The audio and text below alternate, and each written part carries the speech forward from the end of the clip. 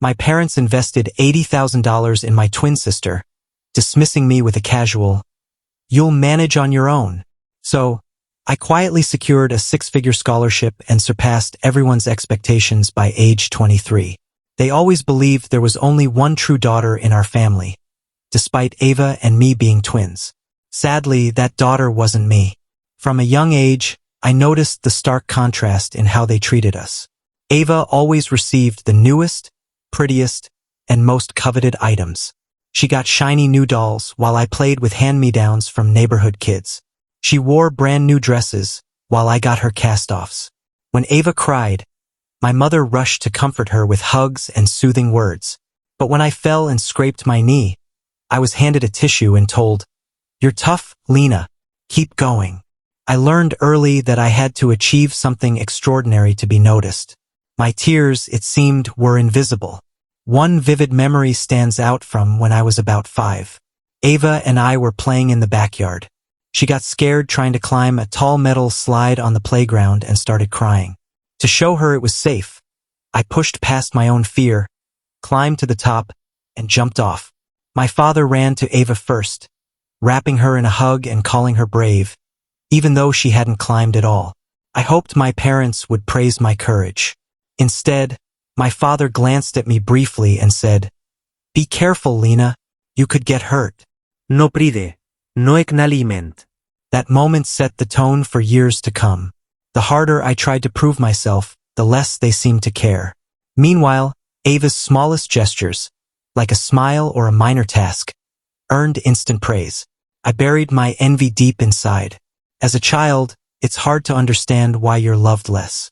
At night, I clutched the tattered teddy bear my grandmother, Evelyn, gave me, crying silently. She was the only one who ever looked at me with warmth. Living in another city, we rarely saw her, but her visits brought a kindness my parents couldn't offer. The disparity became even clearer when we started school. Ava's average efforts, like a simple cardboard craft, were celebrated as masterpieces. My mother would gush, "Ava, this is amazing. You're so talented." Meanwhile, I earned awards for my drawings and recognition for my writing.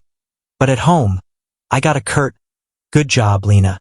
Don't let it go to your head." It felt like my mother resented my success, as if I wasn't supposed to shine without their help. I stopped expecting praise and focused on my studies, determined not to complain. When I was 10, Ava and I brought home our report cards. I had straight A's. Ava had a mix of C's and B's. My parents nodded at my grades and said, "Well, you're bright, Lena. That's expected." But when they saw Ava's report card, they exclaimed, "3 B's. We're so proud, Ava." My heart sank. It felt like my hard work was being rewarded to someone else. This pattern repeated endlessly. As we grew older, the gap in our family widened. My parents believed Ava needed more attention. She was fragile, sensitive, and vulnerable. They assumed I could handle everything alone, saying things like, "You'll figure it out, Lena," or "You'll find a way." Eventually, I accepted that their support would never come, but I refused to let it stop me. Instead, it fueled my determination to prove my worth, not to them, but to myself. When it came time to choose colleges, Ava and I both picked accounting, a surprising coincidence. I loved the precision of numbers, statistics, and financial reports. Ava, however, showed little passion for it, saying vaguely, "It's a good career, we'll see." My parents took her choice seriously, paying her tuition in full upfront to let her focus on studies. When I asked about funding, they said, "You're smart, Lena. You'll find a scholarship or work if you need to. You'll manage." Their dismissal stung, but it also lit a fire in me. If they believed I was capable, I'd prove it. Though we attended the same college, our experiences were worlds apart. Ava lived in a spacious campus apartment, funded daily by our parents for clothes, books, and fun. She partied and socialized carefree. I scraped by in a tiny dorm room, working evenings at the library and occasionally cleaning dorms through a student program. I mopped hallway floors while others slept, studied accounting and taxes during breaks, and pushed through exhaustion. I knew this was my only path to success, No one would hand it to me. Ava noticed my fatigue and said, almost patronizingly, "You look worn out, Lena. Maybe try managing your time better." I'd smile back, hiding my frustration, and think, "Keep going, Lena. Your future is yours." We crossed paths in the cafeteria or courtyard, but I stayed focused on my goal. After a few semesters, I realized I needed to plan beyond academics. I sought internships, landing a role at a small auditing firm. I started with basic tasks, sorting papers, making copies, fetching coffee, but it gave me real-world experience. Over time, they trusted me with more complex work. Many students at our college didn't even try for such roles, assuming they were out of reach. I knocked on doors and got lucky. That first summer, I learned I could take some CPA exams early if I prepared intensely. Most students didn't attempt this before graduating, but I believed I could do it. I worked tirelessly, proving my strength. Around the same time, I took an elective with Professor Whitaker on international financial reporting standards. It was tough, but I loved it. After class, he asked, "Lena, you've got a solid foundation. Where did you study before?" I replied, "Nowhere special, just lots of reading and studying." He asked if I liked accounting, and I said, "Yes, it brings order to numbers, businesses, and minds." He smiled, intrigued, and offered me a role as his assistant to prepare materials and grade papers. I jumped at the chance. Ecstatic, I called my mother, hoping for a shred of pride. She said, "That's nice, Lena." But Ava was invited to a professor's fancy party with important people. "You're both doing great." I sighed. My sister was socializing while I worked hard, yet to my parents we were equal. It was always like this. One evening, while closing the library, I received an email about the Everett Sloan Scholarship, a prestigious national award given to only 5 students annually. It required stellar grades, extracurriculars, leadership, and strong references. Professor Whitaker had nominated me without telling me, impressed by my work. The email invited me to apply fully, noting the committee's interest in my achievements. Stunned, I read it multiple times before deciding to try. I kept it secret from Ava and my parents, knowing they'd downplay it. I'd learned their indifference hurt too much. For weeks, I prepared, writing essays, gathering documents, and securing recommendations. Professor Whitaker reviewed my work, offering guidance. I poured everything into it, then sent it off and returned to my routine of studies, work, and CPA prep. Months later, after a library shift, I found a letter in my mailbox. "Congratulations, you're one of 5 Everett Sloan Scholarship recipients." Pride, joy, and disbelief flooded me. That inner voice whispered, "You did it, Lena." For the first time, I felt seen not by my family but by myself. Despite my exhaustion, I was proud. What about my parents? Would they even care to celebrate my achievement? The award ceremony was announced early, set to take place at a prestigious university, attended by top accounting firms, investors, journalists, and educators from across the country. The organizers invited me to bring my parents along. "It'll be a proud moment for them to witness your success," the coordinator said over the phone. I hesitated, unsure. Part of me dreaded another cold remark or their tendency to downplay my efforts. Yet, a stubborn spark inside me, the child still craving their approval, pushed me to invite them. So I dialed home. "Hey, Mom. Remember that big competition I mentioned a while back?" I said. "Vaguely," she replied. "What's this about?" I took a breath. "I won a major national accounting scholarship. They're holding a ceremony, and they'd like you and Dad to come." "Really?" Mom's voice rose as she called out, "Mark, Lena's talking about some award." She picked up the phone again. "When is it?" "2 weeks from now, Friday morning, in another city. I'll check what works best for you. They really want you there." Her response was lukewarm. "All right, we'll see if we can make it." Her tone hinted it might not be worth their time. Hanging up, I felt hollow. Fine, I told myself. Let them see it for themselves, even if they show up. Maybe something would shift. But my hope had long since faded, replaced by a tougher resolve. The day of the ceremony arrived. I arrived early, slipping into my only semi-formal outfit, a simple black dress with clean lines and minimal detailing. The other awardees, mostly young men, were bustling nervously. We were led into the grand hall where the event would unfold, told our names would be called as the university's president presented our awards, highlighting our achievements. We took our seats in the front rows. As the room filled with guests, I spotted my parents with Ava in tow. Ava, dressed in a chic outfit with a designer purse on her lap, looked polished. My parents seemed out of place, uncertain why they were in such a formal setting. I avoided their gazes, focusing on the moment. This was my milestone. The ceremony began, the host announcing each winner with a glowing summary of their accomplishments.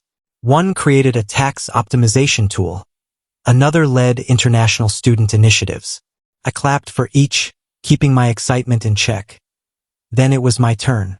Ladies and gentlemen, the president declared, standing tall, meet Lena Carter, a testament to grit, focus, and self-reliance.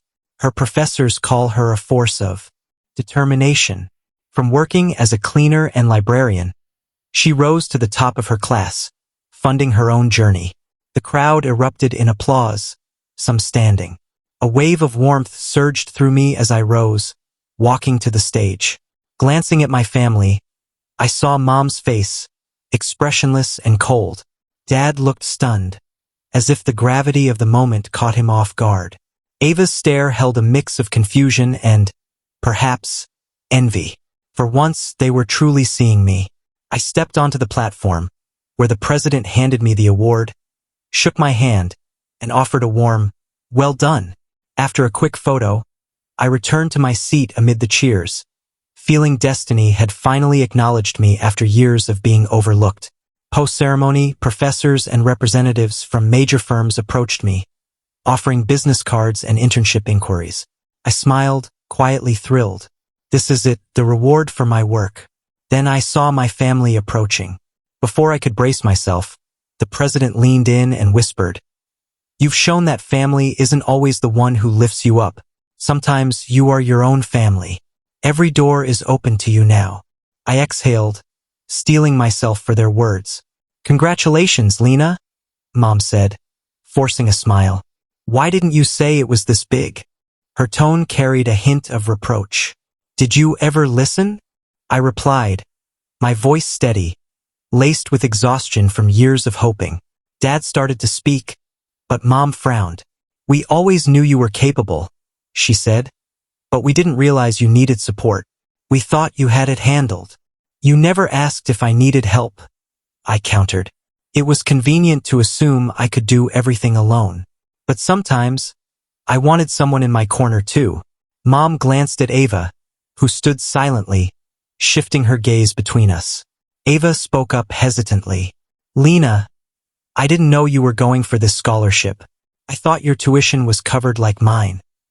"Really?" I met her eyes. "Did you ever wonder how I paid for school or rent? Did it cross your mind that our lives were different?" Ava shrugged, helpless. "I was caught up in my own world, I guess." "Exactly," I said. "And you were all okay with that. But I'm done sorting this out. I don't need your validation anymore." I turned away. In stories, this is where the protagonist might cry, but I felt calm, resolute. My emotions weren't about my family anymore. They were about me. In that moment, I let go of chasing their love, of hoping they'd see my worth. That evening, the university hosted a small reception for the winners. Professors, students, investors, and a few parents mingled. At the refreshment table, I ran into them again. A representative from a leading auditing firm approached. "Miss Carter, we'd love to discuss a potential role. Your record and references are impressive. Can you join us at our table?" Across the room, I saw my family watching, humbled but hesitant to approach. I walked to the investors' table, diving into an enthusiastic discussion about a junior auditor position in their Boston office. My dream was to work in a fast-paced city, in a dynamic office, tackling real audits. The next day, at a dinner for the scholarship recipients, my mother tried to talk. "Lena, we may not have been the most attentive parents, but we love you and Ava the same. Maybe we got our priorities wrong. I shook my head. It's not about love, Mom. It's about feeling like I had to earn your pride while Ava got it effortlessly. I kept trying, but you didn't see me. It's okay now. I don't need to ask anymore. Dad reached out as if to pat my shoulder. Forgive us, Lena. We didn't realize how much you were hurting. I'm not here to fight, I said. Things are different now. I'm choosing myself. Ava, sitting slightly apart, toyed with her napkin, glancing at me with a mix of shock and envy. She seemed unsettled that I, the quiet Lena who always took the back seat, was now the center of attention. A week later, I accepted the Boston firm's offer, though I also got calls from companies in Los Angeles and Chicago. I chose New York, drawn to its energy and the chance to grow quickly in a challenging environment. I methodically packed my things, preparing for my move after the semester ended. My connection with my family had dwindled to almost nothing. We exchanged occasional calls, but they were brief, polite exchanges. How's work going? Good. I'm working on a project. That's nice, we're glad. And that was it. Truthfully, I no longer felt the urge to prove myself to my parents, despite their occasional attempts to reach out. Ava sent me a few messages, but they weren't to celebrate my success or recognize my efforts. Instead, she complained that our parents now expected her to be more self-reliant after seeing my independence. I found it almost amusing. My example had disrupted their routine, and Ava struggled to meet the new expectations they placed on her. I'll never forget the moment everyone turned to look at me when the university president called my name in that grand hall. I had achieved it all on my own. No special treatment, no financial help, and for once, I felt truly seen. Even now, as I tackle new challenges at a major firm, that moment fuels my courage to keep pushing forward. No obstacle feels as daunting as the years I spent vying for the attention of parents who never saw me as their true daughter, always overshadowed by my sister. Reflecting on my journey, I can say with certainty that there comes a time when you choose to value yourself instead of begging for love. This doesn't mean I've become bitter or cold. Rather, I feel strong and at peace with who I am. I'm ready to support others who lack family backing, to show them that with determination, goals, and self-belief, anything is possible. You can find a way even if you were told as a child that you're smart and don't need help. Our scars and struggles build our strength, and sometimes the love we never received becomes the spark for our success. My parents didn't attend my graduation ceremony when I received my diploma. Something came up, my mother said. You'll be fine without us, right? I smiled and replied, yes, of course. A week later, my grandmother Evelyn, who had always shown me kindness, called. I'm so proud of you, Lena, she said. You're an incredible granddaughter. I wish I could have been there, but I'm with you in spirit. Her words nearly brought me to tears. I longed for her to have seen me walk across that stage, feeling more joy than ever before. But she was elderly, and the trip would have been too much. Still, her call was the warmest moment of that day, and I was deeply grateful. Months after graduation, as I packed for New York, Ava unexpectedly visited my campus dorm. She hadn't been there in ages, so I was surprised. She sat on the edge of my bed, trying to start a conversation.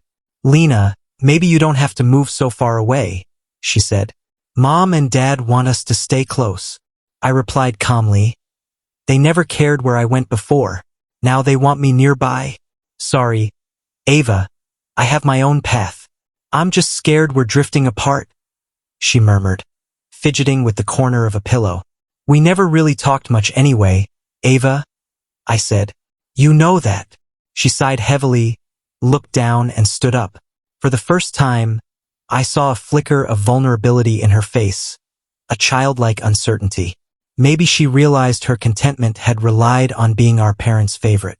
She was graduating but unsure of her next steps, while I was advancing with exciting job offers. Finally, she said, "Good luck, Lena," and left. I stared at the closed door, feeling a quiet unease. Not anger or disdain, but a soft sadness. We were twins, once laughing together, unbothered by who was born minutes earlier. But life shaped us differently, and we'd grown into strangers. I couldn't return to that innocent sense of closeness. Despite being familyed at AITA New York, I dove into a hectic work rhythm. The first months were tough. 10 to 12-hour days preparing reports, mastering new software, meeting clients, and learning the nuances of auditing. But I thrived on it. I loved solving complex problems and being in the heart of the action. I no longer waited for my parents' praise for each milestone. I was building a career with confidence. Why did I need their approval? I could see the fruits of my labor myself. On weekends, I'd wander through Manhattan, gazing at the skyscrapers and marveling at life's unpredictability. Would I have developed this resilience, drive, and ambition if my parents had supported me like they did Ava? Probably not. I'm grateful my path was challenging. It forged me into who I am and taught me that the greatest validation comes from within. Years later, I've completed my training, gained experience, and earned a promotion. My parents occasionally reach out. "How's it going, sweetheart? Too bad you couldn't visit." They'll text. I reply simply, "All good, thanks." Ava pops up on social media, posting party photos, and sometimes emails me, frustrated about her jobless status. When I suggest applying to firms or taking courses to build skills, she snaps, "That's so dull."